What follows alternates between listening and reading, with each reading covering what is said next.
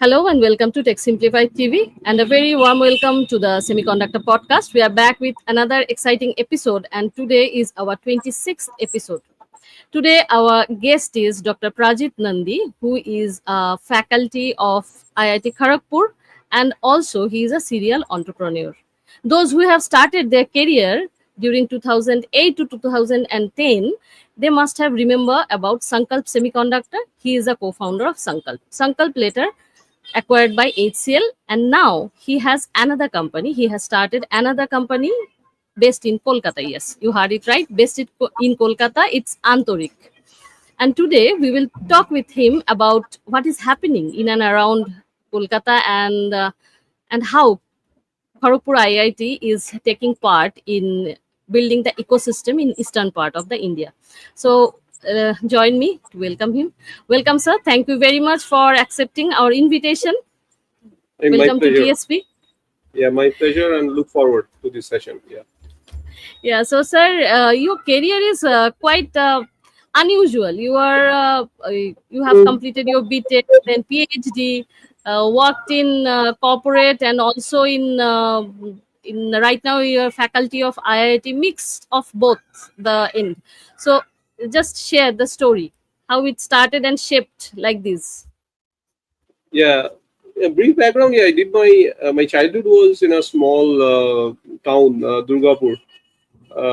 So was brought up in a township atmosphere where people or students used to aspire to get into IIT. So I guess I got a good kind of environment to chase my dreams of getting into IIT, which I was fortunate enough to get into. And then after that, so in our coursework, I think there are always few professors who kind of touch your like thought process and lives, right? So we had a few such professors in IIT KGP, and that pushed people like me into the semiconductor industry. And I was fortunate again to be selected by Intel from the campus. So I think in 2002, so I was in third year, 2000. Going into fourth year. So Intel came to the campus, and I think it was one of the first companies to come for campus interviews. And I was again lucky to get into Intel, and I think the journey started from there. Now, as far as the career choice goes, not everything was like properly planned, and I guess you can only plan so much. But I always had the desire to get back into academia at some point after spending some time in the industry. So that plan was always there, but you know, the exact timings, the exact route was not. I mean, it happened the way it happened, but yeah, I think have been quite happy, with the journey so far, and enjoying, I would say. Yeah, that's the Yeah, the most important thing, whether you are enjoying your journey or not. absolutely. And I think you completed your PhD while you were in corporate. Yes, so the way it happened is, so IIT actually has this facility. I think it has it even. It has it now also, that for IIT graduates, we had at that time a program where you could pursue your PhD if your CGPA was above a certain like level. I think 8 or 8.5, some CGPA level was there. So if it was if your CGPA was higher than that, IIT allowed you to do a PhD, straight PhD. I also had the opportunity, of course, to pursue higher studies in US, but I chose to stay back in the country and the IT system was, of course, well known to me, and I wanted to leverage that. And So the way it happened was I was working in SanDisk, and I happened to meet Mr. Vivek Pawar, who was looking to start Sankalp Semiconductor, and he asked me to join Sankalp's founding team. And the deal was that not only will I join Sankalp, but also I will be starting the design division of Sankalp, uh, based out of Bengal, based out of IIT KGP. So that was a good deal to me. I joined Sankalp in 2000, end of 2007, early 2008, and within a year or so, uh, we started our Sankalp was started based out of the entrepreneurship cell of IIT. So, with few of the design team members, I think 3, 4 design team members, we started Sankalp based out of STEP, IIT Kharagpur. STEP is the entrepreneurship cell, and Okay. in parallel, in parallel, I enrolled for my PhD Okay. in KGP. Hmm. Yeah, so that's how it happened. Okay. So, is it because of the liking for the subject, or I mean, why you? Not Yeah, many people are interested about PhD after BTech. no, it's actually okay. It's both. It's of course liking, because without liking or without being passionate about the subject, right? You cannot have the happiness, right? The happiness quotient is a lot dependent on one's ability to enjoy the work that one is doing. Hmm. So it was one, of course, liking the subject and being passionate about it, and the second was also a little bit strategic. So PhD allows one to kind of stay or study a problem for a longer period of time. For example, if you're working on any project in an industry, it will throw a lot of different challenges, some technical, some non-technical, execution oriented, team oriented. But for when you are pursuing PhD, you one has to be focused, one has to remain focused on a chosen problem statement, and one has to keep keep chewing, keep working on that particular problem statement, so that allows depth to develop. So I kind of chose to do the PhD because I thought that it's going to help me increase or pursue a problem statement for a significant period of time, let's say 5 or 6 years. So that is one. And second, the strategic portion is, if one has to be associated with academia in the long run, and you will see many professionals who are towards the fag end of the career, right? I mean, maybe close to 60 years, who are kind of retiring. They actually want to remain associated with academia. And many of the professionals actually do remain, and that is a good thing. But my thought process was, if one has a PhD degree along with the professional experience, right, the association with academia becomes so much more meaningful. So when I was doing PhD, I didn't have, a particular timeline in mind that this is the time I'm going to come back to KGP as a professor and whatnot. But the PhD degree ensured that if and when I felt that I was ready to come back into full time into academia, uh, the uh, the rigor of the PhD degree, the degree itself, would at least allow me to do that, right? Yeah. Instead of being associated at a with an academic institute uh, at a high level. It really allows you to get into the institute. It allows you to interact with the student, take classes. So that was the second reason, more strategic.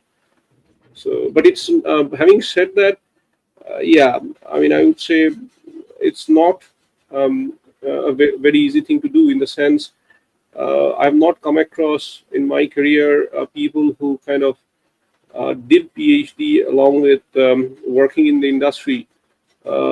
It's not easy at all. But the fact is, since Sankalp was started out of the IIT KGP entrepreneurship cell, so the vicinity, the physical vicinity of me being in the campus, the startup being in the campus, all of that helped. And of course, I had a great team of young engineers Hmm. with a lot of passion. So that meant that while we were executing complex projects for the industry, for international clients, at the same time, it also allowed me to work on my research work. Hmm. So I would say logistically being located in KGP while I was doing the PhD, that really helped a lot. So yeah, I was fortunate that way to kind of things Yes, work. Yeah, turned out. things work. Yeah. And your research background really helped to the way you built the design team. When you were in Sankalp, you built this design team. The first 100 people, you had a team of 100 people. So that step by step building a big design team, that helped. I mean, your Yes. PhD helped in that way, and your Yeah. leadership role. Yes, I would say so. And I'll tell you why. So one of the key things to eventually end up building a large team of designers is the ability to keep the team motivated with complex problems, right? Hmm. Second is being able to lead the team of how you go about solving complex problems, right? So being involved with IIT, pursuing PhD the way I did, it not only helped me in getting the PhD, but also it helped me or it equipped me with methods or problems using which I could keep the team motivated. And that is the reason why the team grew to the size eventually did, because one of the hallmarks of the team was we had very little attrition. So, and I had people from all over the country. I had people from Kerala, from Delhi, from Maharashtra, from of course from Andhra, different, and of course Bengal and Orissa and Bihar being the nearby states. But to eventually build a large team, it's important you keep the team motivated with complex problems and um, keep adding value to your team members. And how do you add value is when you, as a team, when you are solving complex problems and your thought process evolves. So that way, I would say it helped. Yes. And some key outcome of your research work, if you Yeah. just So share with us. yeah. So one of the key direct outcomes, I would say, much of the work that I did in my PhD was showcased while we would seek business from international clients. So we would show new methodologies, new designs that we did in Sankalp, and showcasing those designs, showcasing those methodologies. It would kind of give confidence to our prospective clients that yes, this team can deliver complex projects. So that was, I would say, a direct impact, because you cannot build 100 people team without without underlying business being supporting that growth, right? So yeah. So, I mean, I just want to know your opinion on that, how that fundamental research play a drive in driving innovation in this. The semiconductor industry is rapidly changing. So in such an industry, how that fundamental research impact? What's its impact?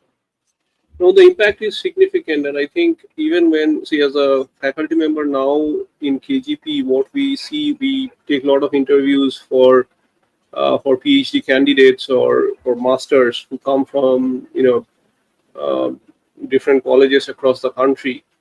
One of the key things that we see, the interviews that we do as faculty members of IIT KGP, is we check very basic concepts first. We check whether the fundamentals of the person is solid, because our belief, and that's what I have seen not only in academia but also in the industry, right? The best engineers are people who can break down complex problems into very simple, very simple step-by-step kind of thought process, and you solve one problem at a time. And of course, what has happened to as you said, our industry also has evolved. The problems that we deal these days, I would say, are quite different from, let's say, the set of problems one would have uh, experienced or worked at maybe 30, 40 years back, because now we have advanced tools. The knowledge base of the subject itself has become more accessible.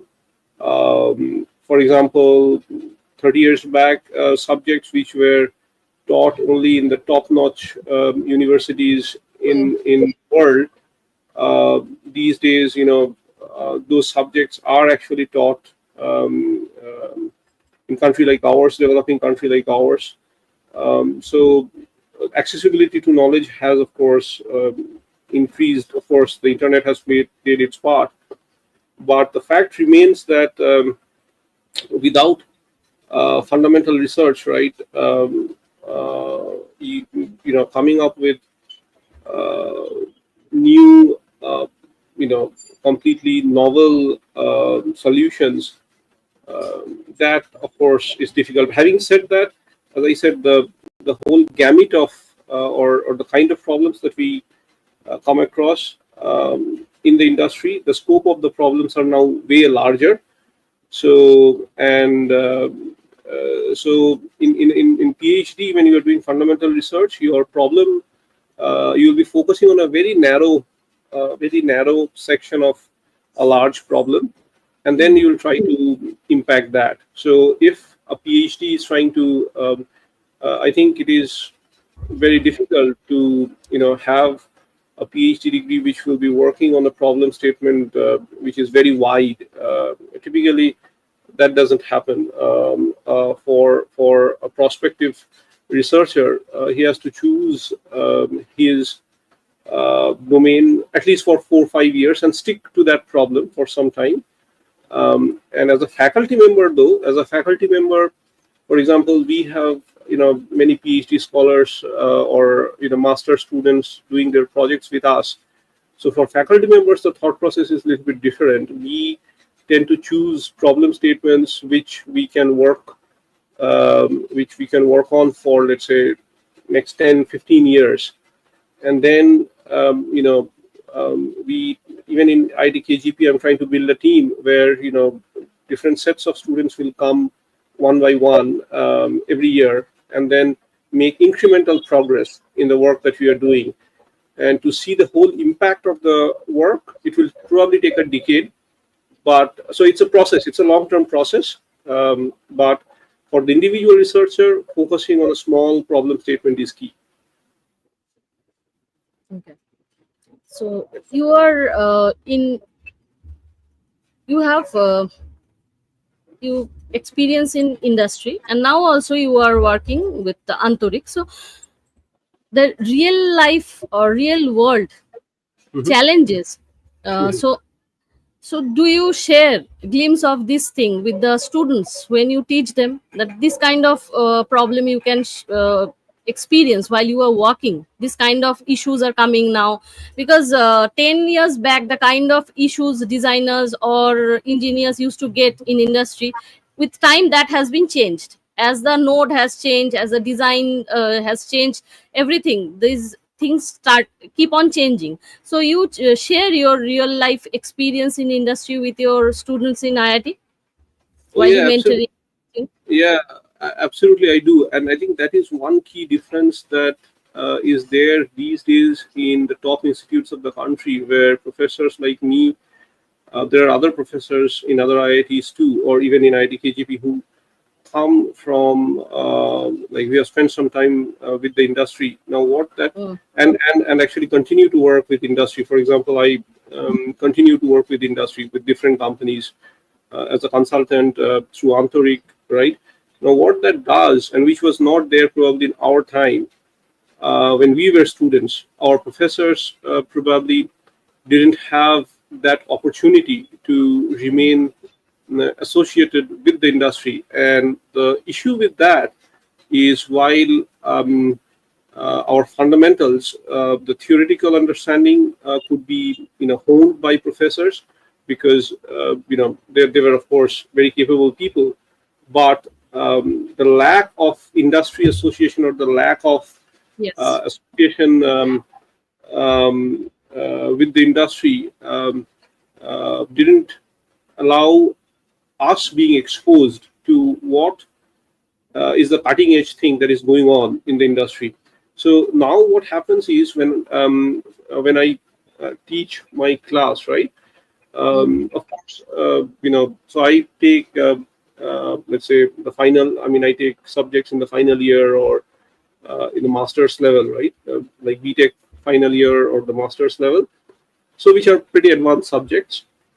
But even then, the scope of those subjects will not allow us to share or discuss everything about a complex problem that we come across. But giving glimpses to students are very important on two aspects. One is, of course, the technical aspect, the students getting exposed to what kind of work that is happening. But the second, I think, is motivating the students, right?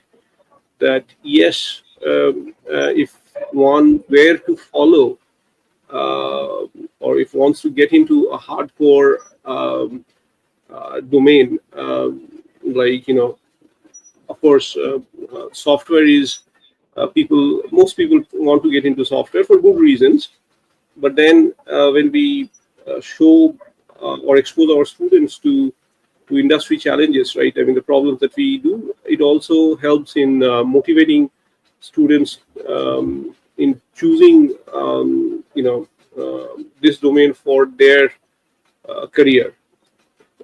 So I think that is absolutely essential, and we in IIT KGP also, when we are trying to hire faculty members who will be joining with our departments, we keep looking for people who can add or bring those kind of values to the table. So not just a research background, but also people with Industry. industry background. Yeah. So yeah. Recently, I visited my, just with reference to your what you said just now. I visited my BSc college for Hmm. there was a alumni meet for, because a NAC peer team visit was there. So I went there. So I just meet my teachers, my professor, my teachers, graduation college. So I came to know that the syllabus has been changed. I'm a BSc MSc student. I'm not a BTech. So syllabus changed, and now it's eight semester. Each semester 6 months, and last two semester is 1 year, is for internship. Now we didn't have that opportunity. Now our teachers, they want the students to go for either some research institute or some to do some internship, some project with collaboration with some industry exposure and all. So it's changing, some things are changing. So I saw there, and that awareness. During our time, it was completely 2+1 system of Calcutta University. Only do the complete the syllabus and go for exam and kind of thing. Only I had a chance to do project in master degree. Now these students are getting chance to do project as a internship in graduation level. So and Yeah. awareness has even come that industry exposure should be better for job and all. That awareness was not there when I was a student. So No, yes, it's absolutely. It has improved, as you said, but I think what even see, like 20 years back, when we graduated, these opportunities were not there in the first place. Now, these opportunities of internship or doing mm, like that is there. But I think eventually, where as a country, the top institutes need to go, which is what I tell my students, right? That if you work with professors, people like maybe me who are already working with the industry, ideally speaking, I would like our academia to actually lead the industry, meaning I would like to see a day when students say that instead of going to the industry for internship, they choose to work with professors on their cutting edge projects. And they would say that their growth or their the value that they add to themselves mm, while working with professors in these kind of institutes, that is more valuable than doing an internship in an industry. So eventually, I think we need to go there. It will mm, probably take another decade or two to be there. So like we are going in steps, but we didn't have any opportunity to now at least being in a scenario where we have the industries willing to take students and providing them the platform to do internships. To the next step of the top institutes executing projects and doing being at the forefront of research, wherein students themselves feel that working with professors in the institute will be more beneficial. So we need to be there. We are not there yet. mm. So your some of your landmark milestone you have achieved, landmark or a milestone you achieved during working with TI or IIT Kharagpur or any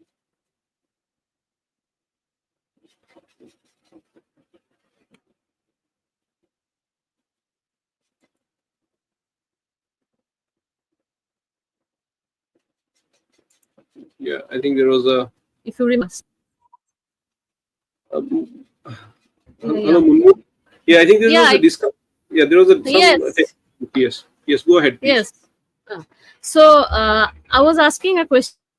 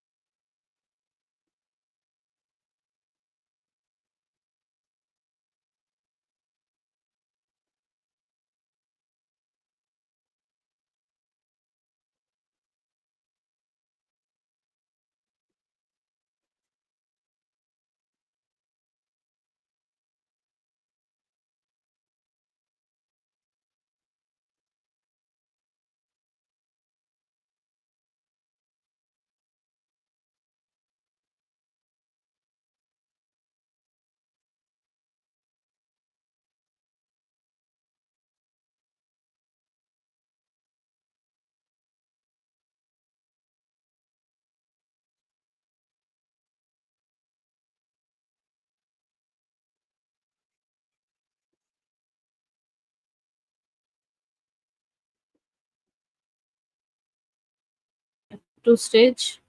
Yeah, can you hear me? Yes, yeah, I can hear you I now. don't know what is the problem. Suddenly everything stopped. Yeah, no, I think I was online. So I checked my net, but anyway, we are back. Yeah, go ahead. Net connection is there. I'm connected to LAN. Net connection is there still. Uh, Yeah, I have asked this question twice, and two yeah. times this connection disconnected. So, your some landmark. experiences or milestone you have achieved in your corporate while you are in corporate with SanDisk or Texas Instrument or Intel, if you could share. Yeah. So I think I was pretty young when I worked in SanDisk, and youth brings, it has its own advantages, and of course, like everything else. So in SanDisk, I was very fortunate to work with a global team. So I happened to be, I think, I was the second employee or second engineer that SanDisk India had hired. So SanDisk was just starting their center, and so what that meant was I went and worked with SanDisk US in California, in Bay Area. So I spent quality time with an international team, a truly international team with people from all over the globe, people from Romania, people from Iran, people from Israel, Japan, Korea, you name it, China, Bangladesh. So that was a super exposure, that I had working with a truly international team. And there, um, I happened to work on problem statements which were pretty cutting edge. So, for example, one of the key challenges in any memory design, for that matter, is the density, the memory density, the number of bits that you can pack into a given area, right? So, so SanDisk at that time was working on a new technology. Of course, now it is well prevalent, uh, called multi-level cells, meaning in one memory cell you could. So SanDisk was working mostly on NAND flash memories.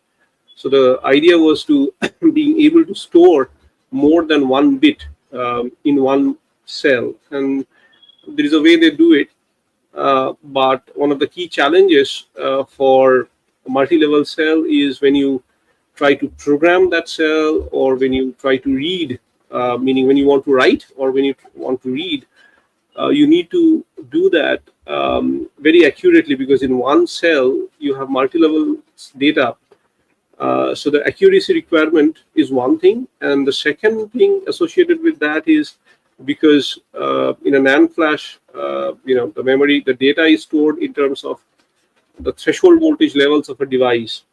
So what happens is the threshold voltage actually keeps varying as a function of temperature.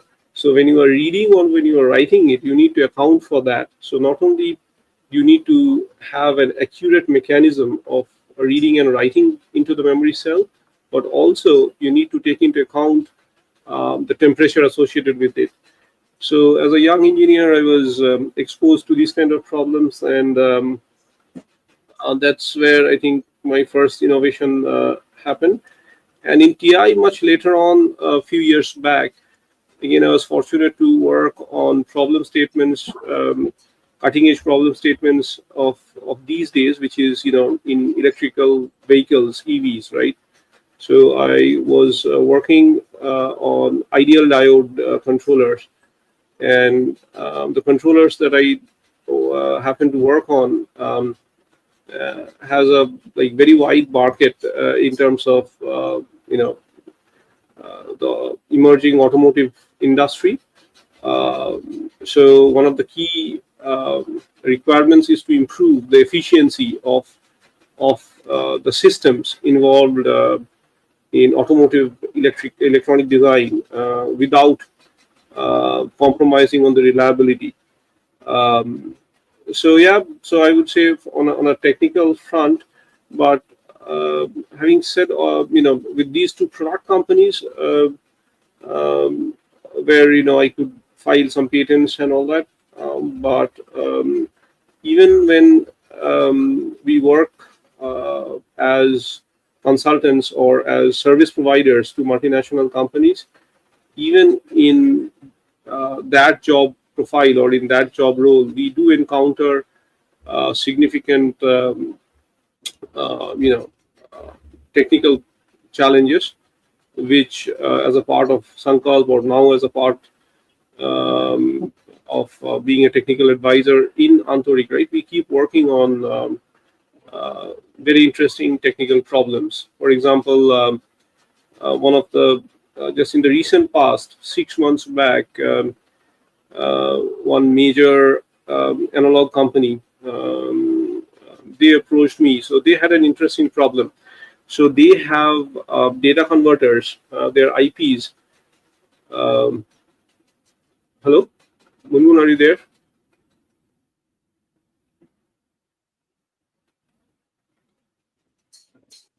Hello, Munmun. Yeah, yeah. Okay, you are here. Again. Okay, yeah, I think it froze for some time. Mm, Yeah. So what I was saying is, so even as a consultant, as a service provider, we do come across, significant technical problems from which are asked by our customers. So one customer, they had an interesting problem of, you know, they have a certain, data converter, but they want to make these data converters, design these data converters in newer technology nodes, but without changing the interface voltage levels, right? So being able to do, let's say, 3 volt or a 5 volt design using maybe 1.2 volt devices. So these kind of interesting problem statements specific to clients we keep getting, both as a researcher in academia, as well as so the good part of being associated with both, right, is whatever research work we do, and that's what I personally have a pretty strong opinion that it has to be realizable. The research work that we are doing, it must be realizable in practice. There is no point in doing research work which, when you try to manufacture it or when you try to fabricate it, the idea simply doesn't work. So there's no point in doing that kind of research.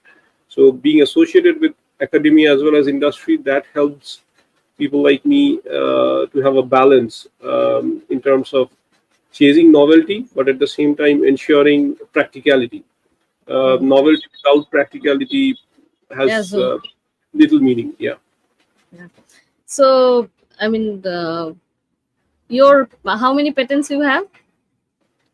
I think close to 8 now, and then but I think more than the number. No, See, no, I'm just asking.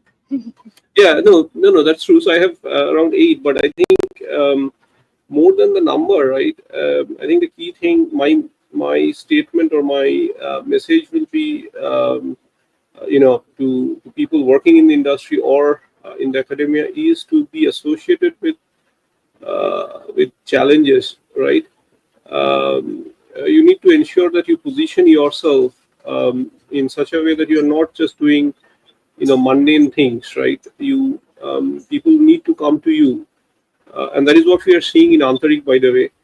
So in Aantaric, we are the kind of problems that we are getting. When I compare this with the kind of problems we used to get in Sankalp, there is a fundamental difference, because and the difference is the complexity of the problem that we are getting from customers in Aantaric. That I would say is quite a few notches higher than the kind of problems or the kind of projects that we used to get. Of course, in the services industry, working with different companies, it's not straightforward to have your name on innovations. It is Mm, possible, but so the things that we are seeing is we are getting projects which even pretty large companies, pretty established companies, established groups, they come to us, they come to Antoik and give us problem statements. They tell us, hey, can you have a look at it and can you see whether you can solve it? So we have been fortunate over the last 18 months or so to be at least exposed to some such problems which the customer didn't have a ready solution, because typically in the services industry, and that's what we are trying to position Antoik also. We are trying to position mm, Antoik as you know, as a service provider, but providing solutions which are not straightforward. So, but then, you know, so there are two aspects to it. One is business scalability, and the other side is the technical innovation. So we have to see how we kind of address both these two vectors together, because scaling business is also important. Hmm. So that's the challenge I think Aantaric will have or is having, and how we do with regards to that, only time will tell. Um, okay.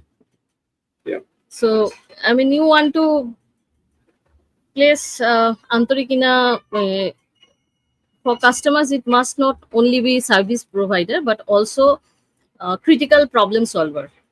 That Yes, should be the that's the thing we want to position. Or see, it's like this. It's not that we don't we are not open, but we want to position Anthoric as being able to, solve problems which, let's say, very few companies in the country will be able to address. So we want to position the company in doing certain kinds of business, in doing certain kinds of work.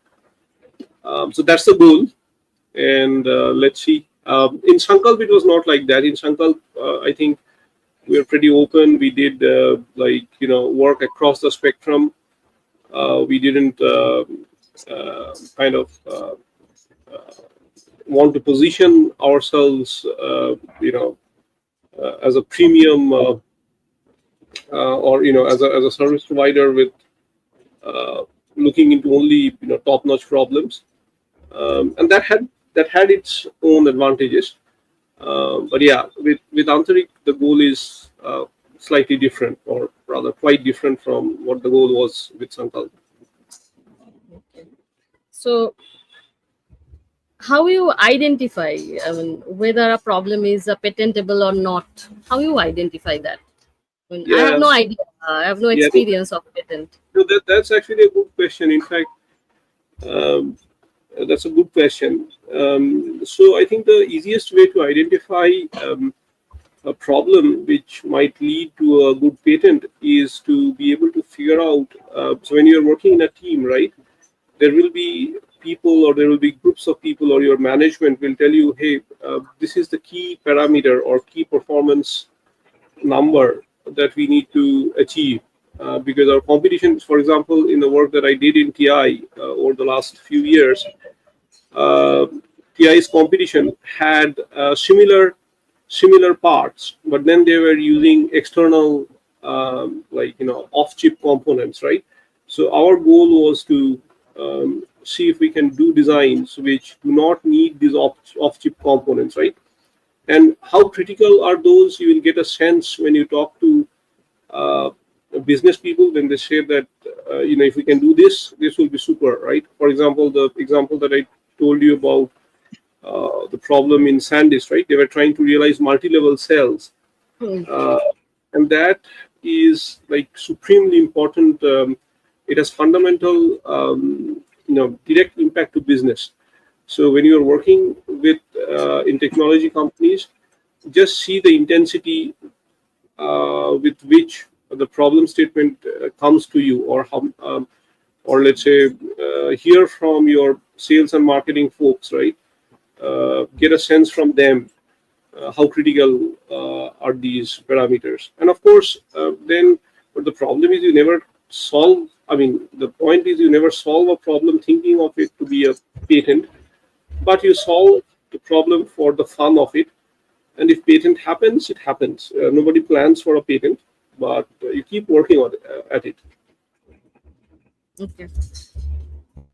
So, how do you see role of AI or ML in the field of analog mixed signal design or analog design? Yeah, the role should be significant. The only thing I'm still. So, for example, I'll tell you, especially in fields like verification, design verification, right? wherein, let's say, when we are doing a design for an automotive client, an automotive customer, or industrial customer, right? Um, the environmental conditions which or for which you need to solve the or for which your application must be used. So there is a lot of work going on how do we validate the design uh, in all of these application scenarios. So machine learning, I see a direct impact of machine learning in design verification, and um, the analog companies, I think they're already looking into that. So that is one aspect. When it comes to AI, um, I think some of the, I'm not so sure, a part of, I mean, for AI to be successful, we need, good models, right? We need good existing, database or existing know-how in a pretty structured way. So for AI, I think it will probably be only the big companies to start with, who actually have who can leverage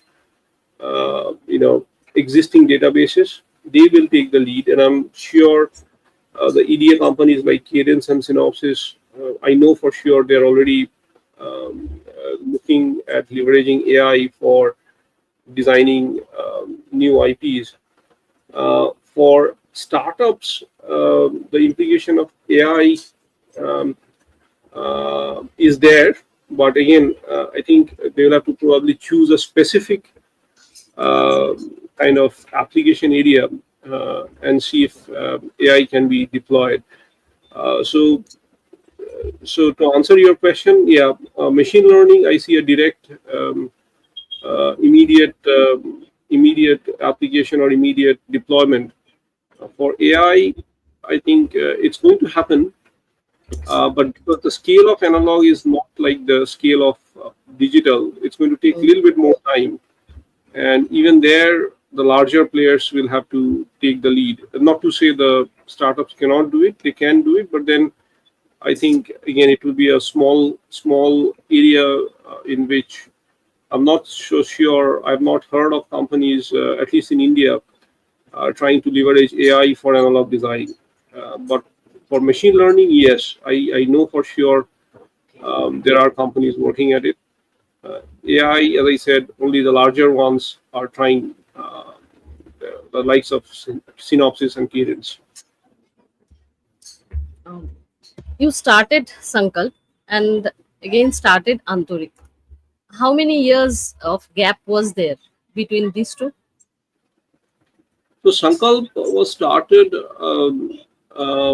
I think, around 2000, mid 2007 or so. I joined the Sankalp founding team towards end of 2007, and Antoik was started in 2023. Uh, so yeah, approximately 15 years. 15 So years. yeah, I was there in Sankalp for around 10 years, and then um, went back to conventional career with TI. And with Antarik, before I started Antarik, I had to kind of settle myself in IIT KGP as a faculty member, and it takes time because IIT is a big system, and you need to,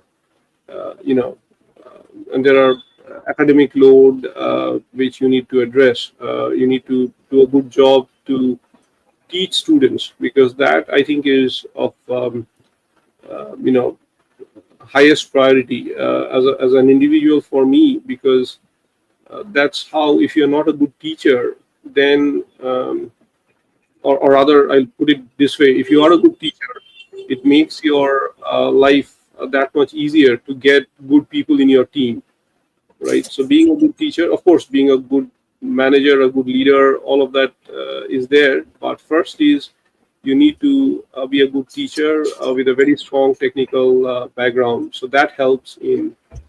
So 15 years between And Sankalp. and what difference you found founding a company at that time and founding a company this time. And Sankalp has a presence across India. They had a branch in Hubli also, Yes. which Hubli or Kharagpur are not usual destination. No, they are not. That's a good question, and I think one point I already mentioned. So the difference is the kind of work or the kind of problems that we are getting now at Aantaric. The level of complexity is quite a few notches higher. That is one. With Sankalp, an interesting thing, as you mentioned, because Sankalp had its presence across India. Um, uh, so that brings its own set of challenges, right? Because you need to manage teams or projects um, across, so let's say if you have a team in Hubli, in Bangalore, we actually had, we tried to set up a center in Indore as well, which for business reasons didn't kind of take off. There was a presence in Bhubaneswar as well, Hmm. but um, but if you see, you know, over a period of time, so Indore, for example, didn't take off. Bhubaneswar was kind of, I think, with investors coming in, Bhubaneswar was dissolved, or the folks were moved, right? So it became operationally it became challenging. So in Aantaric, what we are saying is that we will just focus on the technology aspect. We do not want to get into operational challenges of running multiple centers and sites. And in that context, yes, Kolkata has its advantages, as well as, of course, as in uh, all aspects of life. Nothing is perfectly white or black, right? There are challenges also, but we are very clear that we want to focus only on the technical aspect, and not, we don't want to, at least not at this point in time. You never know, things might change, but at this point in time we just want to focus in Kolkata, uh, and ensure that our engineers get to work on the best of technology problems. So that's the difference. And just one more, I think, comment I would say, like, Sankalp, we tried to, we had some goals on scaling, right? We wanted to do different kinds of services in the VLSI domain, which would allow us to scale, or which would allow us to hire engineers from variety of colleges, doing variety of things. In Antoik, we are not doing that. We are actually taking engineers mostly from tier 1 colleges. And we, as I said earlier also, the goal for Antoik is not to scale. At least it's not that we are not going to scale. We are going to scale, but there is no like hurry. We are not in a hurry that we have to be 100 people or a 500 people company in the next 5 years or 7 years. We are not thinking like that. Okay. And the challenges in you faced in early days of Sankalp and early days of Antorik. Antorik in its early Still days early. actually. Yeah, yeah. So So yeah, similar yeah. or different? No, different, I would say, because as I said, many of the challenges, well, are different in some aspects and similar in some aspects. So in Sankalp, as I said, because we were located, in multiple locations, having a team Hmm. executing projects, so managing was, operational issues were more, I would say. And the challenges which are similar is, of course, um, for example, in Sankalp, right, we wanted to get into variety of work in different domains in VLSI. So getting into those domains, getting a footprint was challenging. Here in Antoik also, you can say that we are trying to position Antoik at a certain at a certain level. So similarly, when you're trying to position Aantaric at a certain level, we are saying no to quite uh, um, quite a few clients that we are telling them that no. There are clients who approach us, tell us, hey, Prajit, do you want to take this up, right? And it's not easy to say no to business, right? Because but then I think the founders of Aantaric, Professor Arup Pole, he's my childhood friend. He's a professor in IIT Bangalore. So he's a founder. Devashish Sahu, Devashish and myself, we have worked for many years. He started his career in Sankalp with me, and of course after that he had worked in companies like Rambus and Western Digital and whatnot. So we are very clear that uh, we are okay to wait, as I said. So we are saying we have said no to and it's not easy, as I said. And we are a bootstrap company. We have not taken any investment Outside. from outside as of now. We're trying to run the show, and it's not easy. Yeah, But very tough. yeah, it's very tough. It's very tough. But as I said, Aantaric has been fortunate in the first 1.5 years of existence. We are now more than 20 engineers based out of Kolkata. So going from like zero to like 20 odd engineers in just 18 months. Especially from Kolkata. Especially Especially from from Kolkata. It's a great achievement, I would say. Yeah, it's a work in progress, but I think where it has helped is because of the past that I had with Sankalp, right?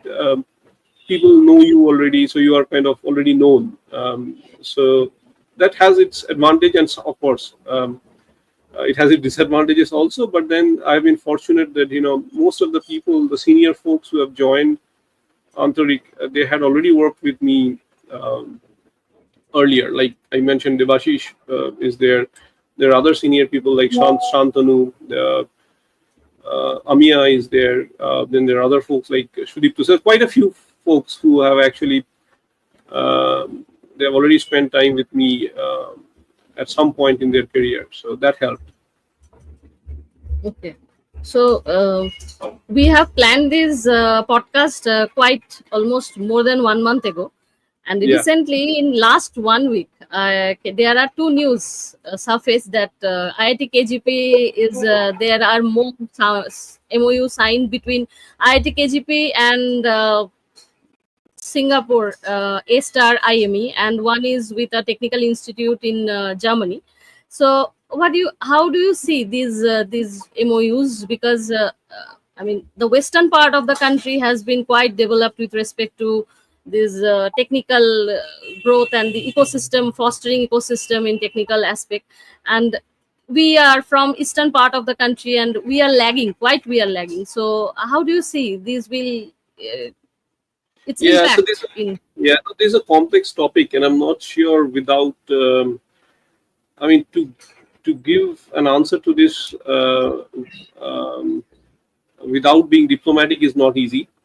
What I mean by that is, yes, the eastern part is lagging, but honestly, much of it is because of uh, it's because of us. It's because of ourselves, right? People, if you look at the leadership who are from this part of India, people who are in leadership positions in different multinationals or from this part of India. Unfortunately, people from this part of India, they're not very entrepreneurial in mindset, right? It's not very, uh, we. I think we are the aspects of business is not imbibed in us from our childhood days, right? Our as a society, we are kind of, if you look at what our parents told us or the society tells us, it's all about doing a job, right? So I think that has its fair share of implications, and I wish more and more people working in this industry from this part of the country took a more proactive role in setting Yes. up things in this part of the country. It's not that there are no people, there are quite a few people trying. I have been trying this for what now, more than forever now, for 15 years now. I've been trying to do something in my Mm. capacity, whatever little way I can. There are other companies who are also trying, but so the MOUs, the first part of the question, yeah, the MOUs actually help at least you know in tying up with different academic institutes. So for sure, it will be good for students, but how much it will help the overall ecosystem in this part of the country without direct support from industry for people inside the industry without direct efforts, I think it will be difficult. But I think I'm hopeful, and because we need to be optimistic and we need to remain optimistic, right? That things will change, and I'm seeing that at least now in Kolkata there are presence of few companies. Global Foundry recently they have acquired one company here, so they're trying to do things. But as I said, you know, we need people from this part of the country to take up the cause, and so without that, it will be we cannot expect you know someone from western part or the southern part or the northern part, right, to do a favor in setting up a company in the eastern part, right? We need the leaders, the people, the engineers from this part of the country to step up. So it's an uphill task, but I'm hopeful things will happen, and things are already happening. But how much we can do, only time will tell. Yeah, that is true. Yeah. Because there is, I mean, a city has a capacity. I mean, how much it can hold. Bangalore, Hyderabad, these are absolutely, they are doing great.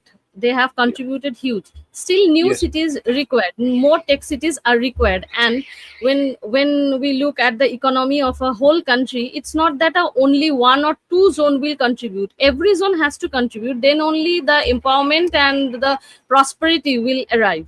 So Right. it's absolutely, the western part is quite, I mean, going to peak and saturated. Now eastern part, there is a big void in the eastern part. So there is, where there is a void, there is a scope of development. Yeah. So hope there will be something. And Yes. yeah, we are hopeful. Yeah. And Yeah. what you said about business, yeah, it's true. In Tech Simplified TV, we are also bootstrapped. And none of my family and Mridul's family, none of has approved it. Initial days, they thought we are just jobless people, and no one supported. Still, no one. They don't understand. They are not interested. Yeah. We do something online. They don't understand and encourage also, because their understanding is not clear in this field, and they don't find any meaning to it, leaving job and coming back to Kolkata and doing this thing. No, they don't find any good. They don't think it's good enough to do. So I understand it. Yeah. Yeah. I'm not family surprised. support Yeah. family support here, people will not, mostly not get. Yeah. No. So personally, I have been fortunate. Yeah.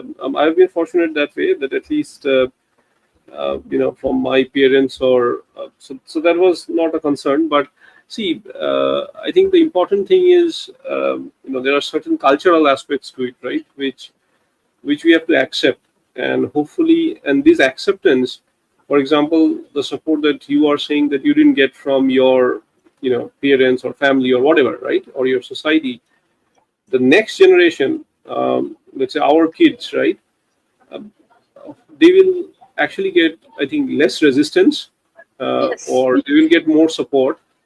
So I think but then it takes time. It will take another 20 years, but we need to keep at it, keep trying. Yes. And when you are running a team, and if you identify that there is in your team a young engineer has a leadership skill, do you nurture and let them understand that they had this capability, they can nurture on it this way? So yeah, absolutely. That is extremely important for any startup, or actually for that matter any company to succeed. The ability to identify individuals who can or who excel, and it's not that every individual needs to excel in all I mean in all aspects, right? Different individuals have different strengths.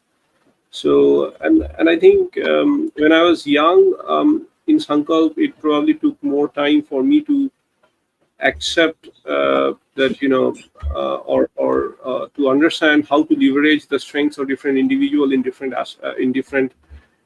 areas of work.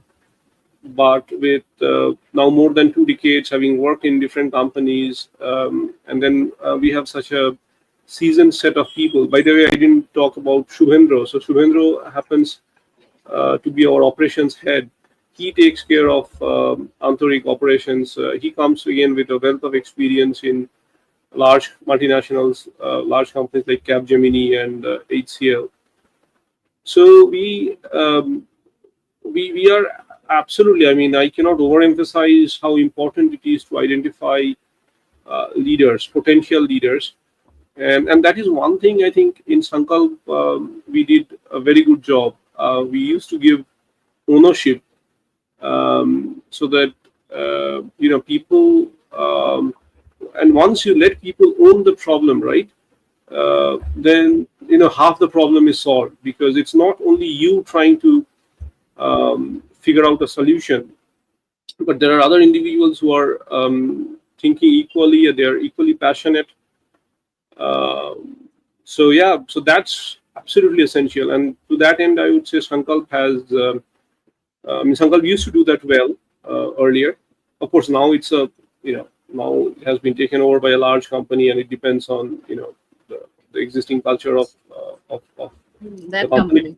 yeah, of which I'm not aware of much. But at least in Sankalp, that was one of the very important things. And even in Aantaric, yeah, uh, we always and the other important change that has happened is in Sankalp. It was very difficult for us to get experienced people in the team. So when I was trying to set up a team here in KGP and then in Kolkata, it was very difficult to set up to get people like 10 years, 15 years. Mm, yeah. Now, fast forward 15 years. Now in Antoik, if you see, the story has completely flipped. We actually have our team of 20 engineers. Majority of them are all experienced people, more than, and so we have no complaints that we are not getting senior experienced people. In fact, we have plenty, I would say. So that is a pleasant change. In fact, and that is our thought process also, that we would like to hire experienced people now, create a solid base for ourselves, and then as and when the opportunity comes, we can scale very fast. So that's the way we are trying to position ourselves. But Yes, actually. Yeah, as a please continue. startup, yeah, but as a startup, that also is a little bit challenging, because when you're trying to get senior people, right, your expense becomes high, Hmm. uh, and then also you have to be aware that the opportunities that you are bringing in for the company need to feed all these experienced people, right? In the sense that they need to, we should be able to give enough challenging work or challenging opportunities to the senior folks whom we are hiring, right? So it has its certain set of challenges also. Yeah, actually, when a company or startup based in not in a tech city, then not many people wants to come there. I mean, I Right. have talked to some other startup founder also. They said the same thing. They also said that getting job from big corporation is a tough one Yes. because I am not based in Bangalore. They said, they Yes. complained, they said, because no one help us in that, we don't get job. They're quite skeptical that whether we can complete the assignment or not. Although I am running quite a big house here in a non-technical city.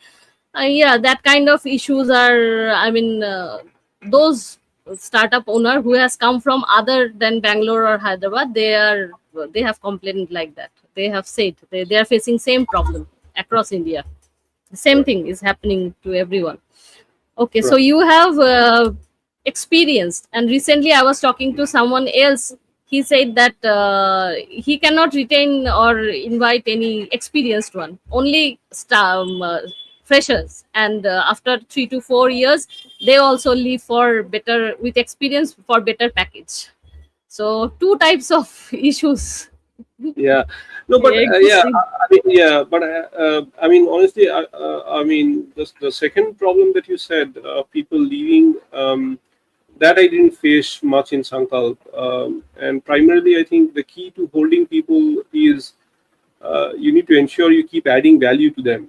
And as long as you can do that, and as long as I think you run the company or run the team with a very high sense of pride, and ensure that retaining itself, it's multidimensional in nature. And but the first set of problems of getting or not getting senior people, we are fortunate in Aantaric, at Aantaric, Oh, that we are yes. not facing that. We are not facing that, and primarily because of our track record. Primarily, Hmm. we are. It was very tough in Sankalp, but in Aantaric, Hmm. it is not. In fact, I mean, if I had more business, I would. I mean, Antarik could like be double of what it is already today. Like we're 20 engineers, we could be easily 40 if I had sufficient business. And there are quite a few senior people interested in joining us. We are kind of slowing things down because step by That's step. a good news. Yeah. So for us, that is And not a problem. and they want to come from other city to Kolkata Yes. and get Oh yeah. job. Wow. Oh yeah. That's Absolutely. that's the good news. That's the best news in No, a so week I have heard. yeah, so if you see, right, for example, Devashish Sahu, he was working in Bangalore, right, and he is from actually Orissa, from a place close to Bhubaneswar, Berhampur. So, so he, left Bangalore and is working with us here. Of course, he's one of the partners of Antarik, but then the passion to do something for this region, that I think is key. So Devashish is one example. Then there are other people. There are senior people who have actually relocated from Hyderabad Oh, uh, wow. to here. Yeah. So there are, yeah, we are not complaining in terms of access to senior people. We are not, and there are a couple of at least two or three more engineers, very experienced people who want to relocate from Bangalore, come back here. But yeah, it's it depends on us when we are in a position to hire them. And that will be, of course, driven by business. Okay. So recently, I heard two strange fact from someone that though we claim that we are very connected because of this era of internet and all, still concept about the area is prevailing in mind, and this OTT platform and the web series, they make this kind of concept about a place. So someone wanted to join a company in Bihar and asked the owner to provide a revolver. And someone said, "No, I'm not going to Kolkata because demography has changed drastically. It has become Pakistan." This is too weird and fun fact I have heard recently. And if that is the thing, then it's will be more. I mean, more one more. Web series will come, prime web series about Kolkata, and people from other city might, those who don't have any relatives or anything in this city who can say the reality, so might get afraid of it. How can this possible? I mean, based on So, just that thing. No, I think so. There, I think the media Yes, also needs to play a role, a positive, proactive role, and I think there are attempts being made to positive attempts to kind of paint the right picture, or exactly. to highlight the progress that this part of the country is witnessing. So there are progress. Like Bhubaneswar is doing well, I would say. Even Kolkata, if you look at, there are quite a few companies, right, and large companies who have set up their base here in Kolkata. So Yeah. Global Foundry has already acquired or has come here.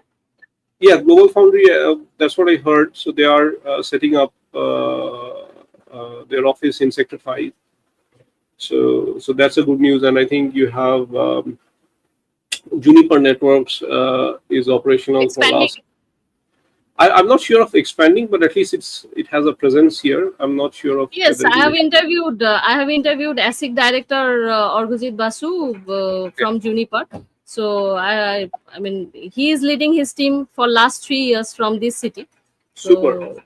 So mostly So he works on a front end part. So if yes, Juniper expand their facility on VLSI, that would be a great thing. yeah, absolutely. Yeah, that's how the ecosystem will grow. Mhm. Yeah, And IIT has, as you said, that step has what kind of activity is going on there in IIT KGP? yeah. So Startups incubation. so in KGP, like one of the major challenges, unlike the other IITs which are based out of metro cities like Bombay or I mean IIT Bombay or IIT Madras, right? One of the challenges that we have is the location.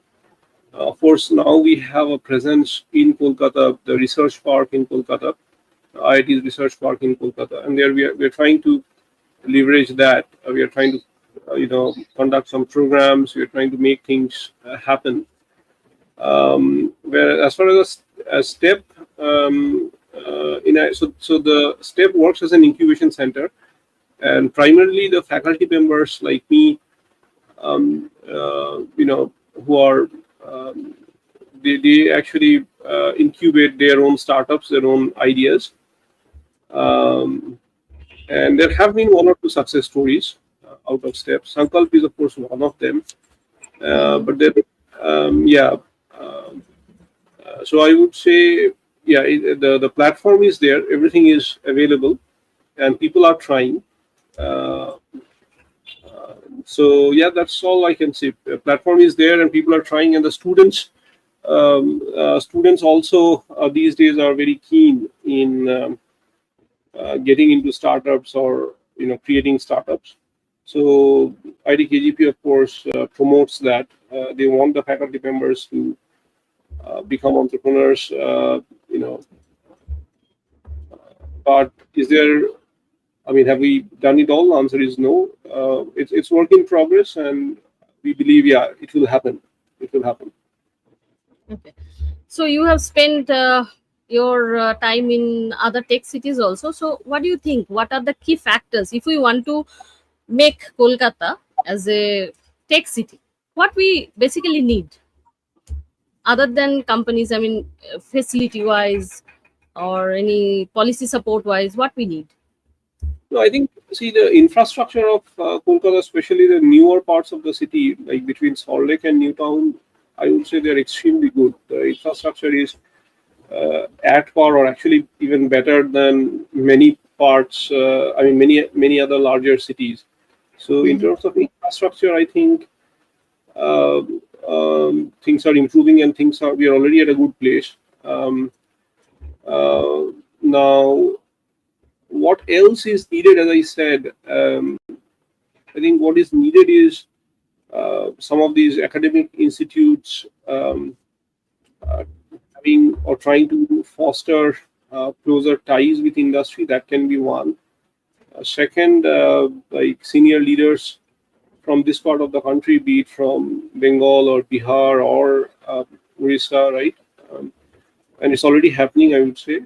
People like, I think you talked about Orgojit, or let's say, I know one person who is trying to do things in Bihar and then in Bhubaneswar also, right? So if few more of these kind of people come forward, things will become better. Now, in terms of, I'm not very sure of the infrastructure or the facilities available in Bihar, but at least in Bhubaneswar and in Kolkata, I'm pretty sure infrastructure is not a hindrance. Um, so enough support is there, and you know, and the lifestyle, or let's say opportunities for uh, jobs for spouses, education system, the healthcare facilities. Uh, I think I don't think those are a showstopper anymore.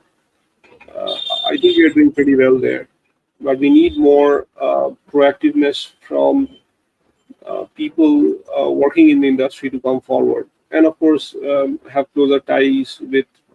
We have so many good academic institutes, right? I mean, in Kolkata we have Jadavpur, we have Yes. IIT Shibpur, we have NIT Durgapur is of course very good. ISI is there. Uh, Hmm. so I think if these could be leveraged, and I think quite a few of the private engineering colleges are also pretty good.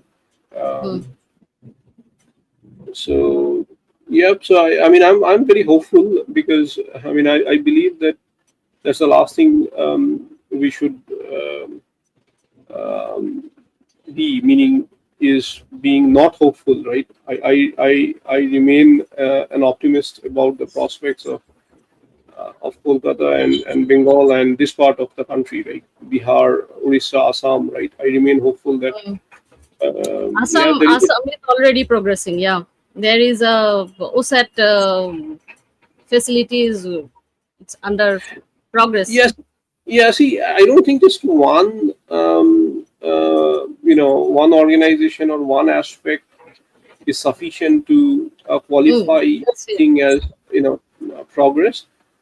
But the only thing that I would say, yeah, things are moving, and I would say things are moving even in Kolkata, right? We see if you look at the employment that is being generated, at least when you if you happen to be in and around the Salt Lake Newtown area, I think it is quite visible, right? That there is quite a bit of young crowd, young employees, techies, right?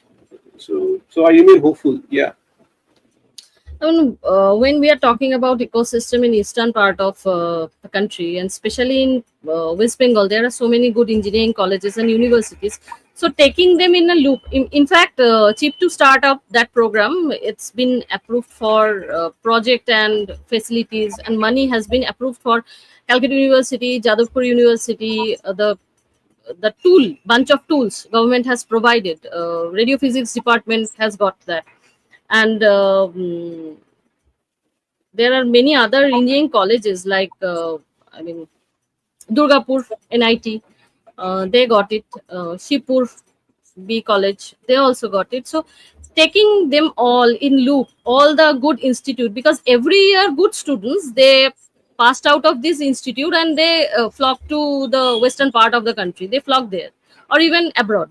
So taking them all in loop, is it possible to do something so that I mean we can retain the talent, if not all, at least a significant portion of the talent could retain here and do something for this area or this eastern parts? Is it possible?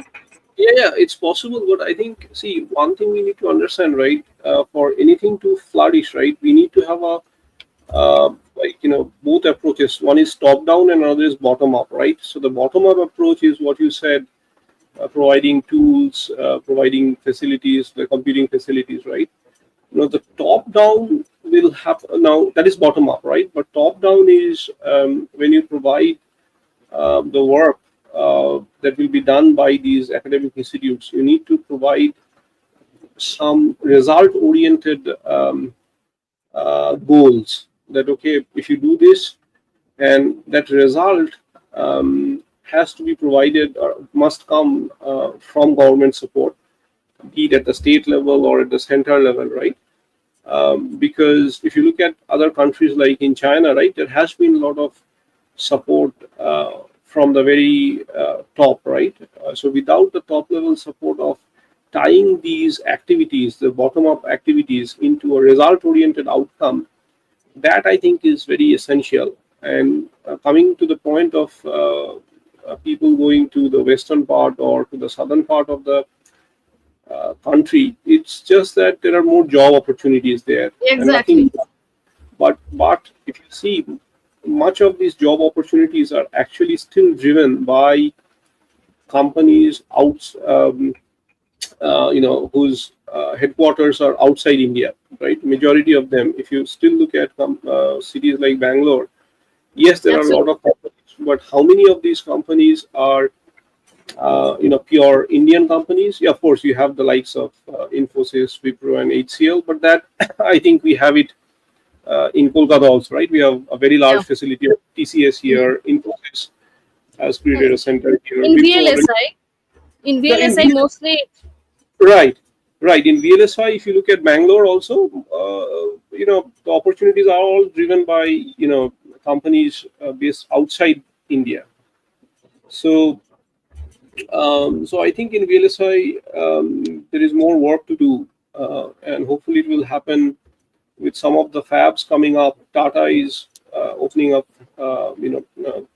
trying to create a fab wherever it is, but be it in Gujarat or be it in Maharashtra. But at least having those facilities hopefully will eventually lead to Indian product companies Yeah. where we will develop products for India, for the Indian market. I think Hmm. that is still missing, and I'm personally hopeful that it is going to happen in before 2030. That game is going to change, meaning we are going to have opportunities. And once that happens, then I think we are going to see a second wave in the country. And of course, if the country progresses, all parts of the country will benefit. So, Okay. So you are hopeful. oh That's yeah, that. absolutely. Yeah, because see that I'm extremely hopeful, and I remain hopeful because, as I said, that's the last thing you want to lose, right? Yeah. Is lose. Absolutely. You have to remain optimistic. Every day you get up from the bed saying that yes, there is hope, and we need to continue to work, and we need to whether the results may not come in the next 2 years or 5 years, but it's extremely important to keep our chin up and keep Keep working working. towards the right way. Yeah, keep working. That's very important. Okay. So finally, I would ask for your advice for those who want to join VLSI industry, and for those who are thinking of startup, opening a startup. Any Yeah. suggestion? So first one on the VLSI industry, I think for engineers it's very important to have a strong fundamentals. Like on few subjects, especially, I need to have very strong fundamentals, and you need to be passionate about the subject because without passion, and that is true for any subject for that matter. So strong fundamentals and attention to details.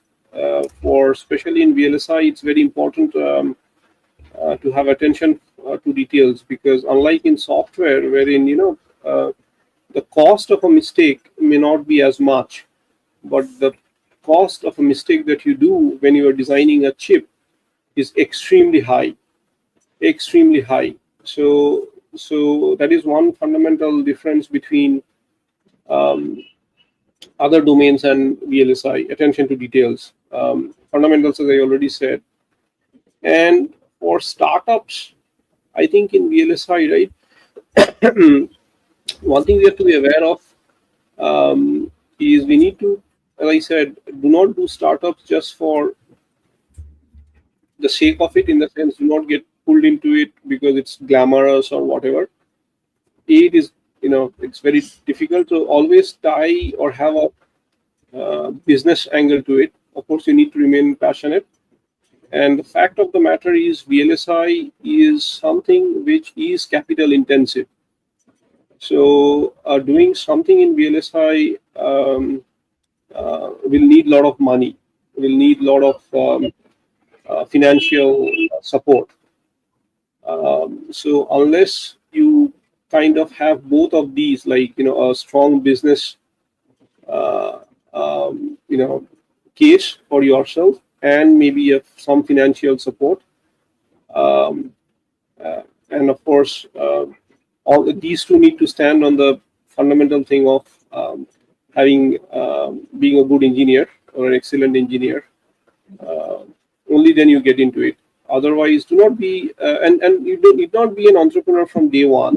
Spend some Mm. time in the industry, learn how things are working, get a network for yourself, get to know people across the world who can be potentially your clients. Like your colleagues today can become your clients tomorrow, right? Um, so look for these opportunities, and then and remain. I mean, I always say this: remain hands-on.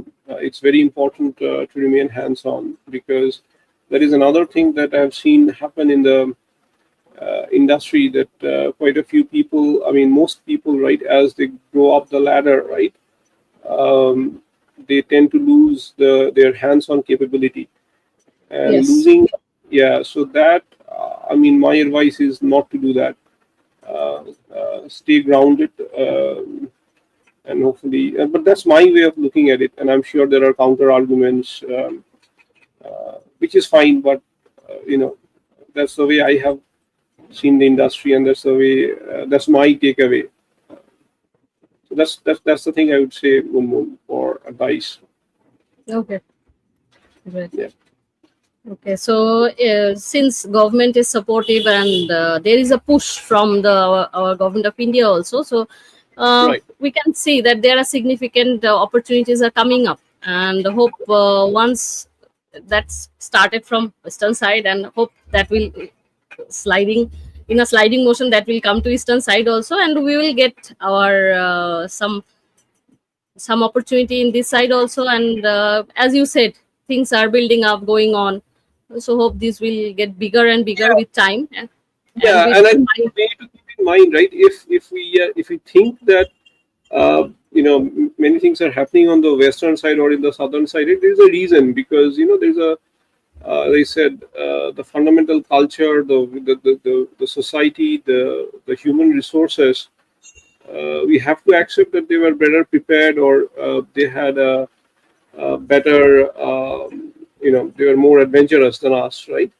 Yeah, So, obviously, many in 80s, late 80s, we missed the chance. They first, as much I have heard, I don't know how much it's true. It is that TI first wanted to establish here in Kolkata, and that couldn't happen. So that then they moved to Bangalore. So if that is reality, I have. yeah. So that is one incident, but as I said, more. I mean, one incident, of course, it can give you a sense of how things are. But in general, I think, as a society, we need to become more open, more Yeah, entrepreneurial. absolutely. Yeah. So only then it will happen. In fact, just before this boom of software, just think, Hmm. not many Bengali family preferred their kids to join private company. Yeah. They always thought, go for government job, go for government job, because after 60s, during 60s and 70s, many private companies or that closed down, that lockout and close down were happened, and those time our literature and the Right. movie that were, I mean, all arty movies were spread with this kind of theme. Hmm.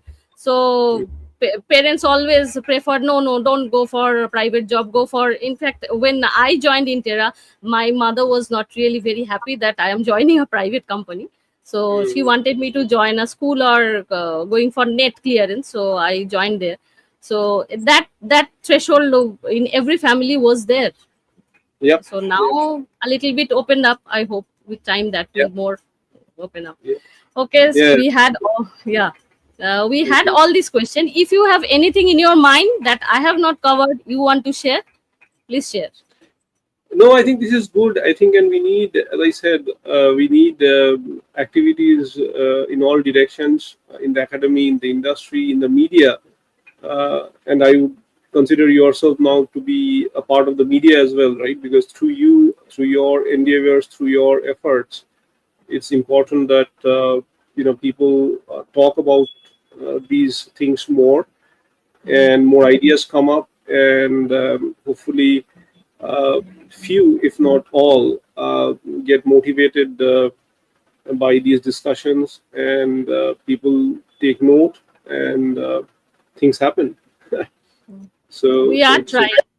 yeah, I think that is We are important. We keep trying. We keep we trying. keep trying, and there should be a common place where people can come and talk about technology and around its in casual way, not Absolutely. like a conference. Because and honestly, I had a very little idea about VLSI, because from Kolkata we didn't have much. Suddenly I got a chance to work, and I grabbed the opportunity, and then I found that it's a big field, and it's altogether a different world. And Right. if and I what would happen to me if I have not that got that chance? Probably I Hmm. could never apply for it.